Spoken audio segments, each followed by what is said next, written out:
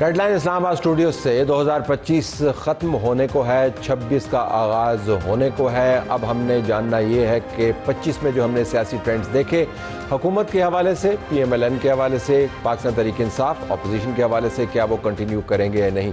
جب ہم آپ کے لیے پروگرام کر رہے ہیں تو اڈیالہ جیل کے باہر ابھی بھی دھرنا جاری ہے اور حکومت وقت کا کہنا ہے کہ آج بھی ملاقات نہیں ہوگی۔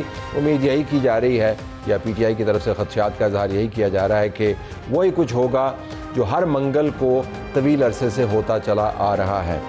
ہمارے پاس پروگرام کے اس حصے میں سینیٹر ثناء اللہ خان صاحب موجود ہوں گے مسلم لیگ نواز کی طرف سے، اور سینیٹر مشال یوسفزئی صاحبہ تحریک انصاف کی طرف سے، دونوں کو ہم خوش آمدید کہتے ہیں۔ ناظرین، اسی پروگرام کے اندر ہم ایک حصے میں بات کریں گے کہ 2025 میں جو دہشت گردی کے ٹرینڈز ہیں وہ بہت ہی خطرناک ہیں۔ 2014 سے لے کر اب تک جو خطرناک ترین، خونی ترین سال گزرا وہ 2025 کا تھا۔ اس ٹرینڈ سے ہم کیا سیکھتے ہیں؟ ہمارے پاس افتخار فردوس صاحب ہوں گے جو دی خراسان ڈائری کو ہیڈ کرتے ہیں، اور وہ ہمیں بتائیں گے کہ دہشت گردی کے واقعات ہمیں کیا بتلا رہے ہیں 2026 کے حوالے سے۔ سیاسی جملہ بازی کبھی کبھی اچھی لگتی ہے لیکن اب تو ایک روایتی بن گئی ہے۔ ہم عظمہ بخاری صاحبہ کی ایک ویڈیو آپ کو دکھائیں گے، اور پی ٹی آئی کے قیادت کے حوالے سے ایک ٹویٹ ہے جس میں بیرسٹر گوہر صاحب کو نشانہ بنایا گیا ہے، وہ بھی آپ کو پڑھ کر بتائیں گے۔ تو پروگرام کا باقاعدہ آغاز کرتے ہیں سینیٹر رانا ثناء اللہ خان اور سینیٹر مشال یوسفزئی۔ سینیٹر صاحبہ، مشال یوسفزئی صاحبہ، اگر میں آپ سے بات کا آغاز کروں، آپ کی جماعت نے 2025 میں کافی کوشش کی، اس کے اوپر حکومت وقت نے اعتراض بھی اٹھائے اور منہ ماری بھی ہوتی رہتی ہے، لیکن 2025 کے اختتام میں ابھی بھی آپ کی جماعت کے نمائندگان اور عمران خان کی ہمشیرائیں جو ہیں وہ جیل کے باہر موجود ہیں، عمران خان جیل کے اندر ہے، تو کہیں نہ کہیں تو آپ کی اسٹریٹجی میں کوئی جھول ہے؟ آپ سمجھتی ہیں کہ کوئی اسٹریٹجی کمزور ہے یا حکومت وقت بہت تگڑی ہے؟ بہت شکریہ طلعت صاحب۔ میرے خیال سے ہماری جو 2025 تھا، ہمارے 16 پارلیمنٹیرینز نااہل کرائے گئے، خان صاحب اور بی بی صاحبہ کو 2 سزائیں سنائی گئی، لیکن آج بھی ہمارے حوصلے بلند ہیں اور ہم مقابلہ کر رہے ہیں۔ ہماری اسٹریٹجی میں صرف جول یہ ہے کہ ہم اس وقت بھی جب ملک میں آئین اور قانون پامال ہیں، ہم رول آف لا کے مطابق چل رہے ہیں۔ ہم چاہتے ہیں کہ ہمارے فیصلے عدالتوں میں ہوں، ہم چاہتے ہیں کہ ہمارے فیصلے میرٹ پہ ہو۔ یہی ہماری اسٹریٹجی میں ایک واحد جول ہے جو میرے خیال سے ابھی تک ہم کنٹینیو کر رہے ہیں، ملک کی خاطر، قوم کی خاطر اور ملک کے گریٹر مفاد کی خاطر ہم سب کچھ برداشت کر رہے ہیں، لیکن پھر بھی ہماری یہ خواہش ہے کہ ملک میں رول آف لا پریویل ہو، اور اس کی شروعات ہم نے خود کی ہے کہ تمام تر مصیبتیں برداشت کر رہے ہیں، لیکن پھر بھی کوئی غیر آئینی، غیر قانونی راستہ اختیار نہیں کر رہے اور عدالتوں کے چکر کاٹ رہے تاکہ ہمارے کیسز کی سنوائی ہو اور عدالت قانون کے مطابق عدالتوں میں فیصلے ہو۔ تو یہی ایک واحد جول ہے میرے خیال سے، اس کے علاوہ کوئی جول نہیں ہے۔ تو کیا آپ سمجھتی ہیں کہ صبر کا پیمانہ لبریز ہو سکتا ہے 2026 میں؟ وہ دھڑے جو جماعت کے اندر، ہر جماعت کے اندر دھڑے ہوتے ہیں، دھڑے سے مراد یہ نہیں کہ جماعت ٹوٹ پھوٹ رہی ہے، دھڑے ہوتے ہیں، سوچ ہوتی ہے، مختلف قسم کے ویوز ہوتے ہیں، آپ بہتر سمجھتی ہیں۔ کیا وہ دھڑے جو سمجھتے ہیں کہ اب ہم نے ماورائے آئین، ماورائے قانون کام کرنا ہے اور اب سب کچھ آپ بالائے طاق رکھیں، وہ پریویل کر سکتے ہیں 2026 میں؟ دیکھیں جی، ہم ماورائے آئین اور قانون کام نہیں کریں گے، لیکن شاید ہم مستقبل قریب میں یہ فیصلے کریں کہ جو ہمارے ساتھ کیا جائے گا ہم اسی زبان میں، اسی لہجے میں اور اسی طریقہ کار سے جواب دیں، اور شاید ہم یہ بھی فیصلے کریں کہ ہمارے ساتھ جیسا سلوک رکھا جائے گا ہم آگے سے وہی سلوک روا رکھیں۔ تو اس کے لیے ہمارے پاس بہت سے راستے موجود ہیں، اور جب وہ راستے ہم اختیار کریں گے تو حکومت کی برداشت سے باہر ہوگا۔ اس پہ میں ابھی آتا ہوں، ذرا رانا ثناءاللہ صاحب سے بات کرتا ہوں۔ رانا صاحب، یہ ویو ایک بڑا دلچسپ ہے زاویہ، عموماً اس زاویے سے تجزیہ نہیں ہوتا، عموماً ہم پی ٹی آئی کی طرف سے جو سختی کا مظاہرہ آپ کی نظر میں ہوتا ہے اس پر توجہ دیتے ہیں، لیکن مشال صاحبہ کا یہ ماننا یہ ہے کہ ہم ابھی بھی قانون کے دائرے میں رہ کے آپریٹ کر رہے ہیں، آئین کے دائرے میں رہ کے آپریٹ کر رہے ہیں، تو پھر حکومت کیا بہت زیادہ سختی نہیں کری؟ ابھی بھی رات کا وقت ہے، وہاں پہ ٹھنڈ اتنی ہے، ملاقات آج بھی نہیں ہوئی، بیرسٹر گور صاحب بھی تنگ ہیں، سب تنگ ہیں، تو آپ نے سختی زیادہ نہیں کر دی کیا؟ دیکھیں، یہ اپنا اپنا موقف ہوتا ہے، پی ٹی آئی کا جو ہے وہ ایک اپنا موقف ہے ملاقاتوں کے بارے میں بھی، اور جو انتظامی میئرز ان کے خلاف لیے جا رہے ہیں ان کے بارے میں بھی۔ جو انتظامیہ ہے یا گورنمنٹ سائیڈ ہے ان کا ایک اپنا موقف ہے، دونوں اپنے اپنے موقف کو جو ہے وہ جائز سمجھتے ہیں، تو اس لیے اب اس کے اوپر تو آرگومنٹ ہی ہو سکتا ہے نا، لیکن اس کے اوپر فیصلہ یہ ہے کہ ایک دوسرے کے آرگومنٹ کو سمجھا جائے اور ایک دوسرے کو آگے بڑھ کے پھر جو سیکنڈ سٹیج ہے کہ اکاموڈیٹ کرنے کی کوشش کی جائے۔ تو اس کے لیے جب تک دونوں فریقین، وہ پولیٹیکل پارٹیز ہو یا کوئی بھی ہو، تو ان کا ٹیبل پہ بیٹھنا اور ایک دوسرے کے موقف کو سننا اور اس کے اوپر ایک دوسرے کے لیے کوئی سپیس ڈھونڈنا جو ہے یہ بڑا ضروری ہے۔ اس وقت جو صورتحال ہے جو کہ پچھلے تقریباً جو ہے وہ 13-14 سال سے ہے، یعنی 2011 سے جو لاہور میں مینار پاکستان پہ پی ٹی آئی کا جلسہ ہوا تھا، جس سے کے بعد پی ٹی آئی نے ایک پاپولر جماعت کے طور پہ جو ہے وہ اپنے سفر کا آغاز کیا، اس سے لے کے آج تک 25 تک جو بنیادی طور پہ جو میں ایک پولیٹیکل ورکر کے طور پہ فرق سمجھتا ہوں کہ وہ یہ ہے کہ عمران خان صاحب جو ہیں وہ اس کے اوپر بلیو نہیں رکھتے کہ ڈائلاگ کیا جائے، آپس میں بیٹھ کے جو ہے وہ مذاکرات کیے جائیں، آپس میں ایک دوسرے کو ملا جائے، سمجھا جائے۔ جب وہ 11 سے 18 تک اپوزیشن میں تھے، وہ بھی ساری چیز آپ کے سامنے ہے، جو دھرنے تھے، جو لانگ مارچز تھے، باقی ساری جو بھی ایکٹیویٹی تھی۔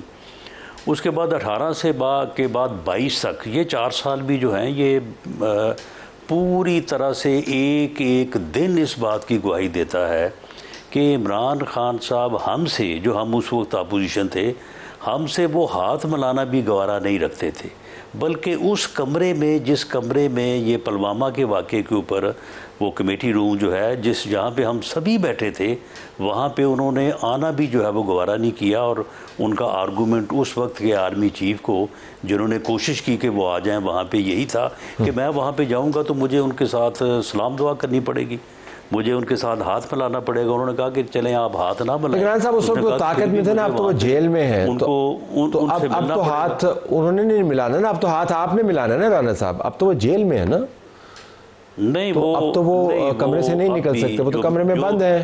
جو دیکھیں، جو نہیں، جو میری انفارمیشن ہے، اب بھی، اب شاید میں وہ بات آن ایئر نہ کر سکوں کہ اب بھی جو ہے وہ یہ جو ہے نا باتیں کہ جی ملاقات کروائیں جی، فلاں کی بات کروائیں گی جی، فلاں یہ کہہ رہا ہے جی مجھے بھیجیں جی تو میں ان کو اس بات کے اوپر قائل کر لوں گا، کوئی کہہ رہا ہے جی میں ان سے دستخط کروا لوں گا، کوئی کہتا ہے جی میں ان سے اجازت لے لوں گا۔ اس کے علاوہ بھی کچھ چیزیں جو ہیں وہ ہو رہی ہوتی ہیں۔ میں بڑے وثوق سے کہتا ہوں کہ عمران خان صاحب جو ہیں وہ اسٹریٹ موومنٹ میں انٹرسٹڈ ہیں، وہ مذاکرات میں اس وقت بھی انٹرسٹڈ نہیں ہیں، وہ مذاکرات نہیں چاہتے۔ جو لوگ ہمیں کہتے ہیں کہ جی ہمیں بھیجیں جی، ہم اجازت لے کے آ جائیں گے، ہمیں ان کے جانے سے پہلے ہی پتہ ہے کہ ان کو کوئی اجازت نہیں ملنی۔ چلیں مشال صاحبہ سے پوچھ لیتے ہیں۔ مشال صاحبہ ذرا یہ فرمائیے گا کہ معاملہ اب عمران خان کی منشا، مرضی اور پالیسی کا ہے۔ میرے سامنے آپ کا ایک بیان ہے آپ کے اپنے پارٹی لیڈر کے حوالے سے، سیکرٹری جنرل کے حوالے سے، سلمان اکرم راجہ کے حوالے سے، لیکن اس وجہ سے میں آپ سے نہیں پوچھ رہا کہ آپ نے کیوں وہ بیان دیا، جس میں آپ نے بار یہ ذکر کیا کہ بانی پی ٹی آئی کہ بیانیے کا اگر آپ وزن نہیں اٹھا سکتے تو آپ کسی اور کو موقع دیں، اور یہ کہا کہ آپ عمران خان کی پالیسی کے مطابق چلیں. اس بات سے قطع نظر کہ آپ نے کیوں کہا، عمران خان کی پالیسی جو ہے وہ ڈائیلاگ کی نہیں ہے. ان کی بہنیں بارہا یہ کہہ چکی ہیں، ان کا ٹویٹر اکاؤنٹ اس بات کی گواہی دیتا ہے، وہ ہمیشہ اور ابھی بھی اسٹریٹ ایجیٹیشن کی بات کرتی ہیں. تو جب آپ یہ کہتے ہیں کہ ہم اسٹریٹ ایجیٹیشن جو ہے ہمارا حق ہے لیکن ڈائیلاگ کی بات بھی کرتے ہیں، تو پھر عمران خان کی پالیسی ہے کیا؟ ہمیں اگر آپ سمجھا پائیں کیا کرنا چاہ رہے ہیں وہ. طلعت صاحب، پہلے تو میں رانا ثناءاللہ صاحب کو جواب دوں گی، چونکہ شاید میری اتنی عمر ہوں گی جتنا ان کا سیاست میں تجربہ ہے. میری ان سے اس حوالے سے پہلے بھی بات ہوئی تھی، on the floor of the Senate بات ہوئی تھی. انہوں نے یہی باتیں کی تھی. ہم نے آگے سے کہا کہ آپ ہمیں خان صاحب کی جیل، خان صاحب اور ان کی اہلیہ دونوں کی جیل فیسلٹیز دکھائے، کیونکہ آپ اور طلال چودھری اور جہاں جتنے بھی یہاں پہ آ کے تقاریر کرتے ہیں تو وہ ہمیں آ کے کہتے ہیں کہ جی ان کو VVIP فیسلٹیز دی گئی ہے. میں نے رانا ثناءاللہ صاحب سے بارہا کہا کہ ہمیں خان صاحب نے مذاکرات کی اجازت نہیں دی. خان صاحب نے کہا ہے کہ جس نے بھی بات کرنی ہے مجھ سے آ کے ڈائریکٹلی بات کر لے. یہ خان صاحب کے الفاظ تھے جو انہوں نے مجھے کہے تھے. تو میں نے ان سے کہا کہ ہمارے پاس تو یہ مینڈیٹ نہیں ہے، آپ ایسے کریں، آپ کمیٹی بنائیں اس ایوان کی، اس میں ہمارے سے زیادہ آپ کے ممبران ہوں، آپ ہمیں اندر جا کے دکھائیں. یہ اس ملک کا آئین اور قانون پارلیمنٹیرینز کو یہ پریویلیج دیتا ہے کہ وہ کسی بھی جیل میں جا کے کسی بھی قیدی کے ساتھ ملاقات کر سکے اور ان کی فیسلٹیز کا جائزہ لے سکے یا ان کا حال احوال پوچھ سکے یا جو بھی قانون کے مطابق ہو. تو میں نے ان سے کہا کہ قانون اجازت دیتا ہے، آپ ایک کمیٹی بنائیں، ہمیں لے کے جائیں اور آپ وہاں جا کے خان صاحب سے خود بات بھی کر لیجئے گا، تو لگے ہاتھ دونوں کام ہو جائیں گے اور سچ کا سچ اور جھوٹ کا جھوٹ سامنے آ جائے گا. اس کے علاوہ انہوں نے کہا ہے کہ جی اچھا اگر یہ بات ہے تو آپ سامنے لائے یہ بات. ہم نے وہ بات سامنے لائی، ہم نے چیئرمین سینٹ صاحب کو باقاعدہ ان رائٹنگ لیٹر لکھا کہ جی یہ ہے، یہ ہمیں فیسلٹیز خان صاحب کی دکھائی جائے، ہمیں خان صاحب کا بتایا جائے، ہمیں لے کے جایا جائے. تو ابھی بھی وہاں پہ موجود ہے اور اس پہ کوئی بھی موومنٹ نہیں ہوئی، کوئی بھی رزلٹ نہیں آیا، جیسے کہ ان کا معمول بن چکا ہے اور یہ سب کے سامنے ہے. پھر انہوں نے بات کی کہ جی ان سے کوئی کہتا ہے کہ وہ جا کے بات کریں گے خان صاحب سے اور خان صاحب کو راضی، کسی نے ان سے یہ بات کوئی بھی نہیں کی ہے. ان کو یہ ڈر لگا ہوا ہے کہ خان صاحب کہیں اسٹریٹ موومنٹ کا نہ کہہ دے.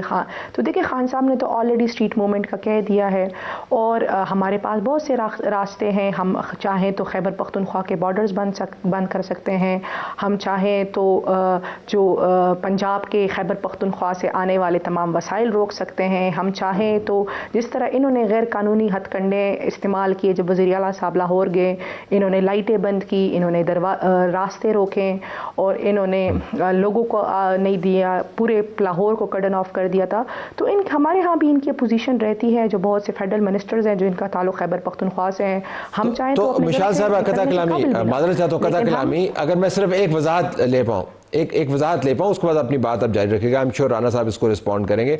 تو اس سے تو پھر یہ واضح ہو گیا نا کہ ڈائیلاگ کا نہ کوئی ماحول ہے اور نہ کوئی خواہش ہے اور نہ آپ سمجھتے ہیں کہ یہ ضرورت ہے. میں اس طرف آ رہی ہوں، ابھی آپ کا تمام طرفوں نہیں میں اس طرف آ رہی ہوں جی نہیں میں اس طرف آ رہی ہوں. دیکھیں جی ہمارے پاس ہم چاہے تو ہم بھی وہی کر سکتے ہیں. ان کی اپوزیشن گھروں سے باہر نہیں نکلے گی، یہ وہاں کوئی موو نہیں کر سکے گا. ہم سارے راستے اختیار کر سکتے ہیں لیکن ہم نہیں کر رہے ہیں. ہم کیوں نہیں کر رہے ہیں؟ کیونکہ آج بھی ہماری خواہش ہے کہ پاکستان رول آف لا کے مطابق چلے. آج بھی ہماری خواہش ہے کہ پاکستان جمہوری اور اخلاقی جو روایات ہے اس کے مطابق چلے. لیکن عمران خان کی خواہش نہیں ہے سینیٹر صاحبہ، عمران خان کی خواہش نہیں ہے، وہ جمہوریت نہیں کہتے ہیں. نہیں جی میں آپ کو بتاتی ہوں، خان صاحب کی خواہش نہ ہوتی تو میں کبھی بھی آن ایئر یہ باتیں نہ کرتی. ہم جو پاکستان تحریک انصاف عمران خان کی وجہ سے ہے اور عمران خان پاکستان تحریک انصاف ہے اور پاکستان تحریک انصاف عمران خان ہے اور خیبر پختونخوا میں عمران خان کی حکومت ہے. یہ میں تھوڑی آپ کی تصحیح کر دوں. پھر انہوں نے بات کی چونکہ خان صاحب نے یہ مینڈیٹ علامہ ناصر صاحب اور محمود خان اچکزئی صاحب کو دیا ہے کہ جی آپ بات کر لیں. ہم ان سے کہہ رہے ہیں کہ جی محمود خان اچکزئی صاحب نے کلیئر کیا کہ جی مذاکرات کا الف عمران خان سے ان کی فیملی، ان کے وکلاء کی ملاقات سے شروع ہوگا. لیکن علیمان صاحبہ نے یہ کہا ہے کہ جو ڈائیلاگ کی بات کرتے ہیں وہ ہم میں سے نہیں ہے. دیکھیے جی، پہلی بات تو یہ ہے کہ علیمہ خان صاحبہ خان صاحب کی بہن ہے، میرے لیے بہت قابل احترام ہے، لیکن وہ پاکستان تحریک انصاف کی پالیسی سے ان کا کوئی تعلق نہیں ہے، نہ پاکستان تحریک انصاف کی سیاست سے ان کا کوئی تعلق ہے، نہ خان صاحب نے ان کو کوئی عہدہ دیا ہے، نہ خان صاحب نے ان کو پارٹی میں کوئی ذمہ داری دی ہے۔ خان صاحب نے ہمیں کلیئر کٹ کہا ہے کہ ہم نے محمود خان اچکزئی صاحب اور علامہ ناصر صاحب کو فالو کرنا ہے، وہی یہ ڈیسیجنز لیں گے کہ مذاکرات ہوں گے یا مزاحمت ہوگی۔ ابھی تحریک تحفظ آئین کے پلیٹ فارم سے انہوں نے مذاکرات کی آفر ایکسیپٹ کی ہے۔ ابھی تک تو آپ اندازہ لگائیں کہ حکومت نے لیڈر آف اپوزیشن کے نوٹیفیکیشن نہیں کیے۔ رانا صاحب اس شو میں بیٹھے ہوئے ہیں، رانا صاحب مجھے بتایا کہ جب ان کی پارٹی نے ان کو پارلیمانی لیڈر ریکمینڈ کیا تو سینٹ آف پاکستان نے ان کا 24 گھنٹوں کے اندر نوٹیفیکیشن کر دیا، لیکن آج تک ابھی کی تاریخ تک ہمارے لیڈر آف اپوزیشن کے نوٹیفیکیشن نہیں ہو رہے۔ تو آپ اندازہ لگائیں کہ ان کے پاس رانا صاحب سے سوال کا جواب لے لیتے ہیں، رانا صاحب سے سوال کا جواب لے لیتے ہیں اور پھر 2 سوال میں ساتھ ایڈ کروں گا۔ رانا صاحب پہلے تو اس سوال کا جواب دے دیجیے لیڈر آف دی اپوزیشن کا۔ دیکھیں، یہ لیڈر آف دی اپوزیشن اور leader of the opposition in Senate, اس کے متعلق جو میری بات ہوئی تھی اسپیکر صاحب سے، تو اسپیکر صاحب نے کہا کہ کوئی معاملہ عدالت میں تھا اور اب سنا ہے کہ وہ معاملہ جو ہے وہ شاید وہ درخواست وغیرہ کوئی وڈرا ہو گئی یا اس کے اوپر کوئی فیصلہ ہو گیا ہے۔ تو میرا خیال ہے کہ وہ فیصلے کی کاپی جو ہے وہ اپنا اسپیکر صاحب کو جیسے ہی ملتی ہے یا وہ حاصل کرتے ہیں تو اس کے بعد یہ اس ایشو کے اوپر وہ اپنا فیصلہ کر دیں گے، اس میں کوئی رکاوٹ نہیں ہے۔ اچھا، جو میرا سوال ہے رانا صاحب وہ یہ ہے کہ جو ابھی سینیٹر صاحبہ نے بات کی کہ ان کے پاس آپشنز کافی ہیں اور ان آپشنز کے بارے میں آپ نے سنا بھی، تو میں جاننا چاہوں گا کہ کیا آپ کو یہ خطرہ نہیں ہے کہ 2026 میں اگر پاکستان تحریک انصاف نے اپنے خیبر پختونخوا کے وسائل استعمال کرتے ہوئے ان آپشنز کو امپلیمنٹ کرنا شروع کیا جن کا ذکر سینیٹر صاحبہ نے کیا ہے، تو ملک کے اندر خلفشار بڑھ سکتا ہے؟ دیکھیں، یہ جو بات مشال یوسفزئی صاحبہ نے کی ہے اس میں اتنا فرق ہے کہ انہوں نے یہ کہا کہ ہم یہ انہوں نے کوئی 7-8 چیزیں گنوائی ہیں کہ ہم یہ کر سکتے ہیں اور ہم نہیں کر رہے، جبکہ اس کے مقابل ہمارا یہ پورا موقف ہے، بلیو ہے، یقین ہے کہ یہ سارا کچھ کرنا چاہتے ہیں لیکن یہ کر نہیں پا رہے، ان کے پاس وہ کیپیسٹی اور وہ جو ہے وہ صورتحال نہیں ہے۔ اور وہ صورتحال کیوں نہیں ہے؟ وہ ایڈمنسٹریٹو میئرز ہیں جو گورنمنٹ جو ہے وہ اپنائے ہوئے ہے۔ تو اس سے آپ اندازہ لگا لیں کہ یہ اپنی بات پہ قائم رہیں گے اور ہم جو سمجھتے ہیں کہ یہ روکنے آپ کہتے ہیں کیپیسٹی نہیں ہے، کیوں کیپیسٹی نہیں ہے؟ حکومت ان کے پاس موجود ہے، چیف منسٹر ان کا موجود ہے، وسائل موجود ہیں، ان کے پاس پارٹی سٹرکچر موجود ہے، وہ سوشل میڈیا ان کا بڑا ایکٹیو ہے جس کو وہ نئی اسٹیبلشمنٹ کہتے ہیں۔ تو حکومت کے ایڈمنسٹریٹو ایکشنز جو ہیں وہ تو اٹک کے اس پار تک رہیں گے نا، باقی تو وسائل ان کے پاس موجود ہیں۔ نہیں، ہماری بھی تو اگر کوئی اسیسمنٹ ہے نا، یہ ایسا نہیں کر سکیں گے۔ آپ جو ہے نا ایسا نہیں کر سکیں گے یا نہیں کرنے دیا جائے گا، دونوں میں فرق ہے۔ ہاں، نہیں، ان میں کرنے کی جو ہے وہ کیپیسٹی بھی نہیں ہے، اور پھر اگر جو تھوڑی بہت کیپیسٹی یہ بروئے کار لائیں گے تو اس کو جو ہے وہ بڑی سختی سے جو ہے وہ روکا جائے گا۔ اب مثال کے طور پہ سہیل افریدی صاحب یہ فرما رہے ہیں کہ جی ہم اسلام آباد آئیں گے اور اسلام آباد یا فتح کریں گے تو یا ہم کفن میں واپس آئیں گے۔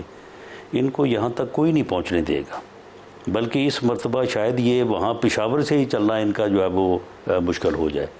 تو اس کے لیے یہ ساری چیزیں جو ہیں یہ ٹھیک اپنے طور پہ اسٹریٹ موومنٹ کے لیے یہ پوری کوشش کر رہے ہیں یہ، اور اس کو کس طرح سے روکنا ہے آپ یہ تو کوئی بتانے والی بات نہیں ہے کہ گورنمنٹ ایجنسیز باقی سارے لوگ جو ہے لا انفورسنگ ایجنسیز وہ کوئی غافل تو نہیں بیٹھی، وہ بھی تو اس بات کو ہر چیز کو کہ آج یہ کیا کر رہے ہیں، کل یہ کیا کر رہے ہیں، کہاں سے میسج آئے گا، کہاں سے تیاری ہوگی، پنجاب میں یہ گئے ہیں، پنجاب میں کیا موومنٹ ہوئی ہے، پنجاب میں کیا پوٹینشیل جو ہے وہ سامنے آیا ہے۔ تو اس سے پھر یہ اندازے جو ہیں یہ بڑی یعنی ایکوریسی سے قریب لگائے جا سکتے ہیں، اور وہ اس کے اوپر جو ہے وہ گورنمنٹ کا ہوم ورک بھی مکمل ہے، یہ اپنا کر رہے ہیں۔ سینیٹر صاحب، اگر میں آپ سے بالکل آخر میں یہ پوچھ پاؤں کہ آپ کی جماعت کی طرف سے بارہا یہ کوشش کی گئی کہ اسلام آباد کی طرف آئیں، سڑک کو گرم کریں، نظام کو پیرالائز کریں۔ عمران خان جب جیل سے باہر تھے تو اسلام آباد کے بالکل قریب آ کر بھی پلٹے ہیں۔ آپ کا ایک چیف منسٹر احتجاج کرتے کرتے اپنی کرسی ان کو چھوڑنی پڑی اور نیا چیف منسٹر آیا، انہوں نے بھی آتے ساری جو نعرے لگائے تھے ان کے اندر فی الحال تو ہمیں حقیقی جان نظر نہیں آتی۔ تو میں جاننا ہی چاہ رہا ہوں کہ یہ جو آپ کا خیال ہے کہ آپ یہ سب کچھ کر پائیں گی، اس کی کیا بنیاد ہے؟ کیونکہ تاریخ تو اس کے بالکل برعکس ہے۔ دیکھیے جی، مجھے نہیں پتا کہ رانا ثناء اللہ صاحب سے کس نے کہا ہوا ہے کہ ہم اسلام آباد آئیں گے۔ ہم نے کہا ہے کہ ہم اس مرتبہ جو بھی کریں گے نتیجہ خیز کریں گے، اور انہوں نے ہمیں بہت دھمکیاں دی گورنر راج کی۔ ہم نے آگے سے کہا کہ جی کل کی بجائے آج لگا لیں، آپ اب خیبر پختونخوا میں اپنا یہ شوق پورا کر لیں، جو نتائج ہوں گے وہ آپ دیکھ لیں گے۔ یہ خیبر پختونخوا ہے، یہاں عمران خان کی حکومت ہے، یہاں عمران خان لوگوں کے دلوں میں بستا ہے، آپ یہاں کوئی بھی ایڈونچر نہیں کر سکتے۔ یقین کریں ان کے لوگ جب اب یہ گورنر راج لگا بھی دیں گے نا، ان کے لوگ اپنے گھروں سے نکلنے کے قابل نہیں ہوں گے۔ یہ جو بھی انہوں نے اقدامات اٹھانے ہیں تو سول وار ہو جائے گی نا پھر آپ کے بیان کے مطابق، سول وار ہو جائے گی نا، تو آپ چاہتے ہیں کہ سول وار ہو؟ تو سول وار نہیں، دیکھیں یہ بات کریں تو سول وار نہیں ہوتی، ہم آگے سے جواب دیں تو سول وار ہو جاتی ہے۔ میں ویسے کہہ رہا ہوں جو آپ نے بتایا، میں دوسری سیناریو میں بات کروں تو سول وار ہو جائے گی۔ دیکھیں تو یہ کیوں نہیں یہ سوچ رہے کہ سول وار ہو جائے گی، یہ کیوں نہیں سوچ رہے؟ لیکن سینیٹر صاحب جہاں پر بھی خدا نخواستہ سول وار ہوتی ہے تو پھر آپ کو پتا ہے سول وار کے بعد کیا ہوتا ہے؟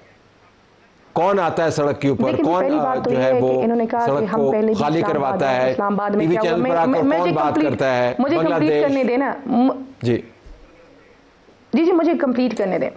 انہوں نے کہا ہے کہ جی ہم پہلے اسلام آباد آئے تو کیا ہوا، ہم اسلام آباد آئے، آپ کو ہم پہ گولیاں چلانی پڑ گئی، یہ ہوا تھا۔ ابھی ہم آپ سے کہہ رہے ہیں، ہم بار بار کہہ رہے ہیں، ہم عدالتوں کے دروازے کٹکھٹا رہے ہیں، ہم آئین اور قانون کا ہر راستہ اختیار کر رہے ہیں، ہم پرامن طریقے سے آپ سے بار بار کہہ رہے ہیں کہ جو آئین اور قانون اس ملک ہمیں اجازت دیتا ہے، ہمیں آئین اور قانون کے مطابق وہ سپیس دے۔ نہیں دیں گے تو یہ جو بھی سٹیپس لیں گے اس کا ریئیکشن آئے گا، یہ جتنا سویئر سٹیپ لیں گے اتنا سویئر ریئیکشن آئے گا۔ تو اس لیے ان کو چاہیے کہ اپنے ایکشنز بڑے جو ہے نا کیلکولیٹڈ لیں۔ رانا صاحب 30 سیکنڈز میں آپ کی طرف سے رد عمل۔ نہیں ٹھیک ہے، اپنا جو ہے وہ ایکشن کا ریئیکشن ہوتا ہے، جیسا ان کا ایکشن ہوگا ریئیکشن انشاءاللہ تعالیٰ اس کے مطابق ہی ہوگا۔ اگر انٹینسٹی ایکشن کی زیادہ نہ ہوئی تو ریئیکشن زیادہ نہیں ہوگا۔ چلیں اگر نہیں دیں گی تو ٹھیک ہے، پھر معاملات جو ہے وہ جس طرح سے چل رہے ہیں اسی طرح سے نہیں، آپ ایکشن کریں گے سر تو ہم ریئیکشن دیں گے، لیکن اگر اسی طرح چیزیں چلتی رہی تو میرے خیال سے چیزیں خرابی کی طرف جائیں گی، انتہائی خرابی کی طرف جائیں گی، جو ملک کے لیے بہتر نہیں ہے۔ خان صاحب کو سیاسی لوگوں کو سیاست کرنی چاہیے۔ ابھی میرا خیال ہے وقت لگے گا، سیاست تو پھر ٹیبل پہ بیٹھ کے ہوتی ہے، احتجاج میں تو پھر احتجاج ہی ہوتا ہے، وہ سیاست تو نہیں ہوتی۔ Okay, I have to leave it there۔ دونوں مہمانوں کا بہت شکریہ، ہمارا جاری ہے۔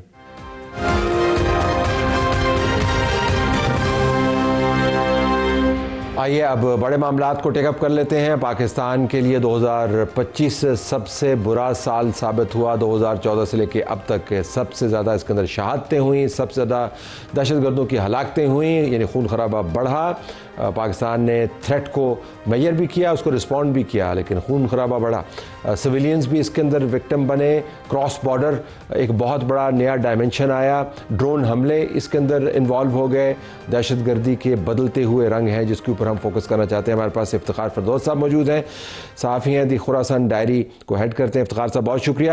اعداد و شمار کی بات کر لیتے ہیں اور آپ ہمیں بتائیں گے کہ ان اعداد و شمار سے ہمیں کیا پتہ چلتا ہے۔ جب ہم یہ کہتے ہیں کہ 2025 میں 1063 حملے ریکارڈ ہوئے، جو 2014 کے بعد حملوں کی سب سے زیادہ سالانہ تعداد ہے، تو آپ ہمیں کیا بتائیں گے، اس کا کیا مطلب ہے؟ دیکھیں طلعت صاحب، آپ بھی کور کرتے ہوئے آئے ہیں اور آپ کو پتہ ہے کہ جب بھی ہم کمپیریزن کرتے ہیں تو 4 اسپائکس جو ہے ہم میجر دیکھتے ہیں پاکستان کی ہسٹری جو دہشت گردی سے ریلیٹڈ ہے، وار آن ٹیرر جس کو کہا جاتا تھا۔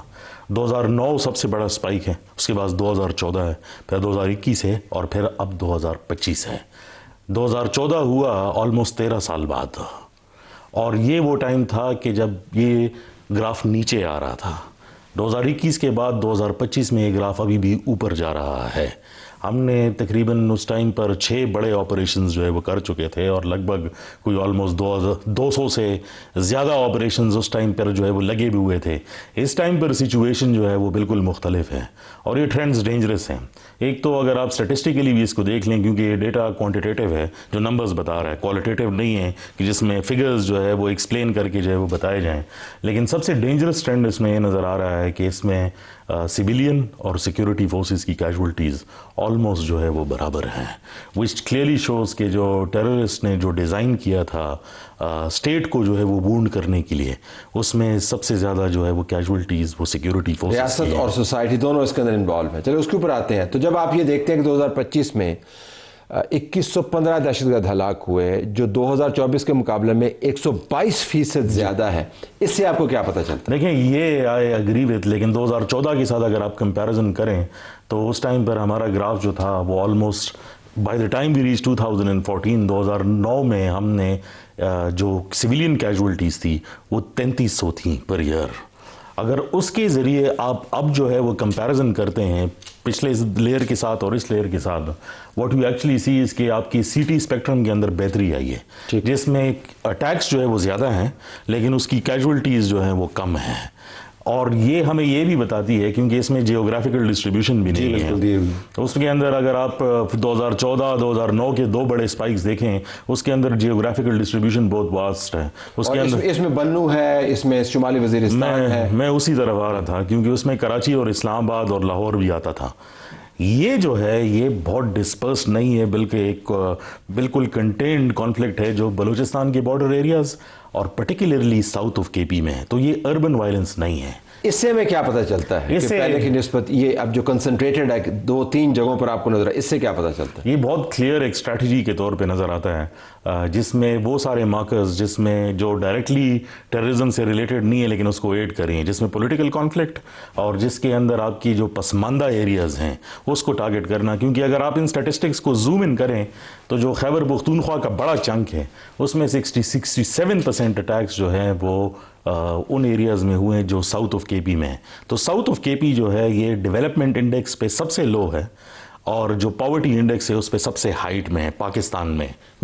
تو مطلب وہ ایریا جو سب سے نیگلیکٹڈ ہے وہ سب سے زیادہ وائلنس میں جو ہے وہ کنٹریبیوٹ کر رہا ہے۔ لیکن امپورٹنٹلی 2 چیزیں، آپ نے ڈرون اٹیکس کا ذکر کیا، اس کے ساتھ صرف کے پی نہیں ہے بلکہ بلوچستان بھی ہے۔ جی بالکل۔ 2 جو ہے وہ ایسی چیزیں نظر آئی ہیں، کے پی کے اندر جو ہے وہ 3rd ڈائمینشن انٹروڈیوس ہوا ہے جس میں کوڈ کاپٹر ڈرونز جو ہے وہ استعمال ہوئے ہیں، اور اب تو ان کے پاس بھی جیمرز وغیرہ اور سب کچھ جو ہے وہ آ گیا ہے۔ So it's going to be a very different war altogether. بالکل نئی ٹیکنالوجی ہے جو ہم پہلی مرتبہ دہشت گردی کے ساتھ مرج ہوتے ہوئے دیکھ رہے ہیں۔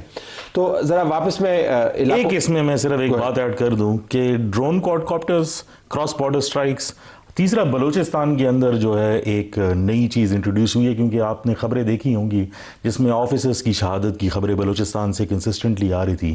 اس کے اندر جو BLA مجید بریگیڈ جو آئی ڈیز استعمال کر رہا ہے، یہ پہلی بار دیکھنے میں آ رہا ہے کہ وہ ایسی آئی ڈیز استعمال کر رہا ہے جو جیمرز کو ٹرپ کر رہی ہیں، اور یہ دونوں ٹیکنالوجیز چاہے وہ ڈرون ہیں چاہے وہ والی آئی ڈیز ہیں، یہ انڈیجنس ٹیکنالوجیز نہیں ہیں، یہ باہر کی ٹیکنالوجی ہے۔ اس میں پھر ظاہر ہے کراس بارڈر جو نئی الائنسز بن رہی ہیں، جو وہاں پہ انویسٹمنٹ ہو رہی ہے، اس کے اوپر بھی فوکس کرنا ہوگا۔ ذرا واپس آتے ہیں، آپ نے ذکر فرمایا کہ سیکیورٹی اہلکار کی شہادتیں جو ہے 2024 کے مقابلے میں 26% زیادہ ہیں۔ اس سے آپ کو کیا یہ بھی پتہ چلتا ہے کہ انٹینسٹی آف فائٹ کتنی ہے، یا آپ کے خیال میں انٹینسٹی کا تعلق نہیں ہے، صرف یہ کہ وہ ٹیکنالوجی زیادہ ہے، اٹیکس کا نمبر زیادہ ہے تو لہٰذا ان کی کیجویلٹیز بھی زیادہ ہیں؟ بائی ڈیفالٹ کیونکہ سب سے زیادہ اٹیکس TTP کے ہیں یا وہ سیگمنٹس ہیں جو پاکستانی طالبان کے ہیں، جس کو اسٹیٹ جو ہے وہ فتنہ الخوارج جو ہے وہ کہتی ہیں، لیکن اس میں اگر آپ دیکھیں تو ان کی کانسنٹریشن آف اٹیکس میں جو ہے وہ سیکیورٹی فورسز اور پولیس سب سے زیادہ ہیں۔ اور اگر آپ پھر بھی اس کو زوم ان کریں تو اس میں سب سے زیادہ جو ہے وہ پولیس والوں کی کیجولٹیز ہیں، اور وہ اس لیے ہیں کہ وہ سافٹ ٹارگٹس ہیں. کوئی ڈیوٹی پہ جا رہا تھا، کوئی گھر جا رہا تھا، میجورٹی جو ہے وہ ساری کیجولٹیز ایکیومولیٹ ہو کے یہ بڑا نمبر بناتی ہے. لیکن اس کے باوجود جو دو بڑے سپائکس ہم دیکھتے ہیں اس میں جو کراس بارڈر ٹیررزم کے اندر افغانستان کے ساتھ جو کلیش ہے اس میں جو شہادتیں ہیں، اور سیکنڈلی اس کے اندر جو بلوچستان کے اندر پرٹیکولرلی جو جعفر ایکسپریس جیسے واقعات ہیں اس میں آپ ایک میجر سپائک جو ہے وہ دیکھتے ہیں، کیونکہ اس میں آلموسٹ جو ایپی گراف ہوتا ہے وہ برسٹ کر رہا ہوتا ہے، کیونکہ وہ 180 تک اس مہینے تک وہ کیجولٹیز جو ہے وہ جا چکی ہیں.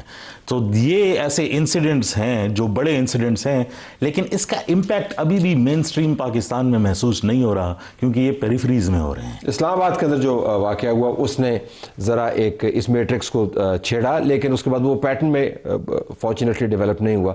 عام شہری بھی بہت بڑی تعداد میں آپ نے ذکر کیا. اس سے کیا آپ کو پتہ چلتا ہے کہ یہ ہر قسم کی لڑائی ہے، ہر جگہ پر لڑائی ہے، وہ سویلین علاقوں کے اندر بیٹھے ہوئے ہیں، ٹارگٹ سلیکشن ان کی جو ہے وہ اتنی زیادہ پوائنٹڈ نہیں ہے؟ اس سے کیا پتہ چلتا ہے؟ دیکھیں سویلین کیجولٹیز کا اگر آپ ریشو نکال کے دیکھ لیں اس میں بلوچستان میں بہت بڑا سپائک ہے، اور وہ اس لیے ہے کیونکہ اس میں وہ سارے ادھر اٹیک کا پیٹرن بدل گیا ہے. ادھر وہ ایریا کو قبضہ کر کے اور پھر بینک کو آگ لگا دیتے ہیں، گورنمنٹ انسٹالیشنز کو، اور پبلک ٹرانسپورٹ کو جو ہے وہ ٹارگٹ کر رہے ہیں. تو وہاں سے سویلین کیجولٹیز میں سپائک جو ہے وہ زیادہ آتا ہے. کے پی کے اندر جب ہم سویلین سپائکس جو ہے وہ دیکھتے ہیں کیجولٹیز میں تو وہ میجورٹی طور پر جو کوئی اس کو مانتا نہیں ہے، لیکن وہ بیسیکلی ہو رہا اسی میں ہے کہ ٹی ٹی پی کے اٹیکس میں جو ہے وہ شہید جو ہے وہ ہو رہے ہیں.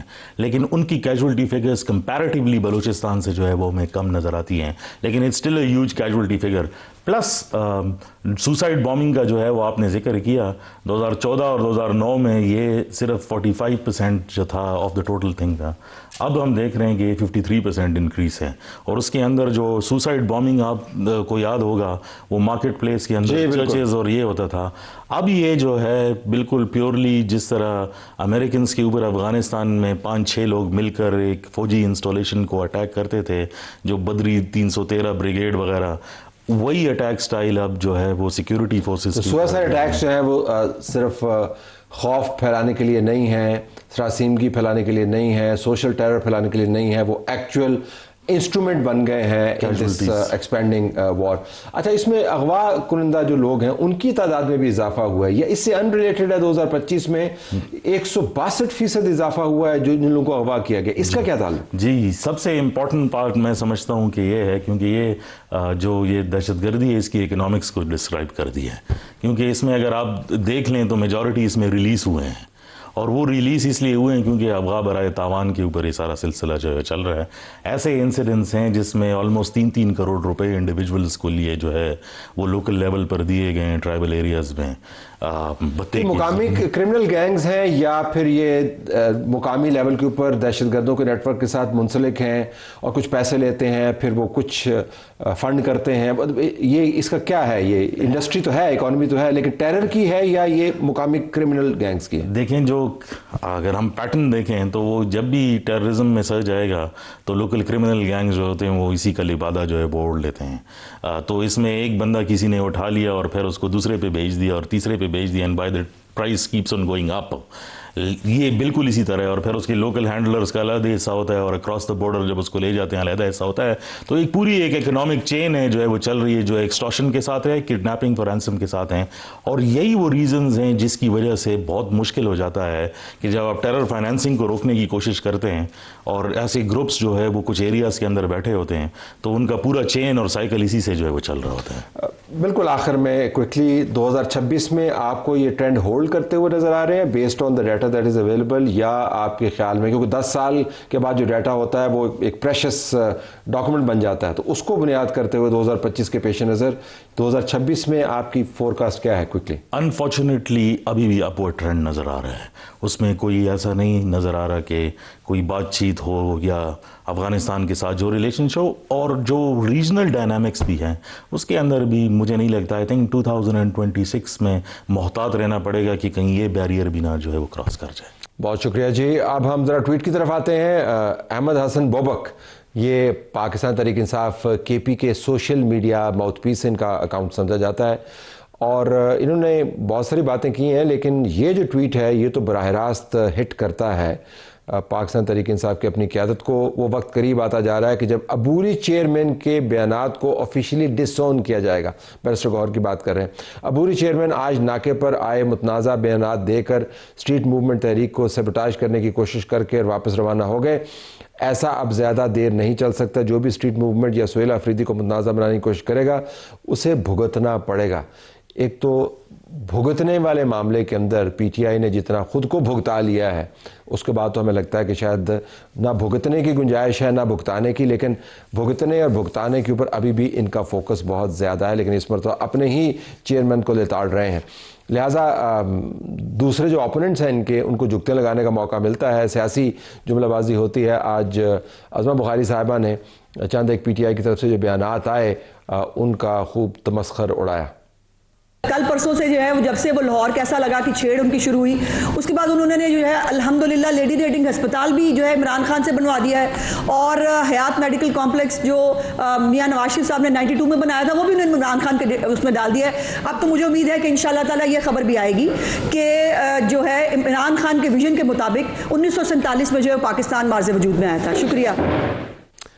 چلیں، جملہ تو آپ نے جڑ دیا، لیکن میں ہمیشہ یہ سوچتا ہوں کیا ہر بات کو رسپونڈ کرنا ضروری ہوتا ہے؟ لیکن آج کل ایک خواص ہی چلی ہوئی ہے کہ ترکی بدرکی جواب دینے پڑتے ہیں۔ ان کا کیا فائدہ ہوتا ہے یہ ہماری سمجھ سے بالا ہے۔ اجازت چاہتے ہیں، اللہ حافظ۔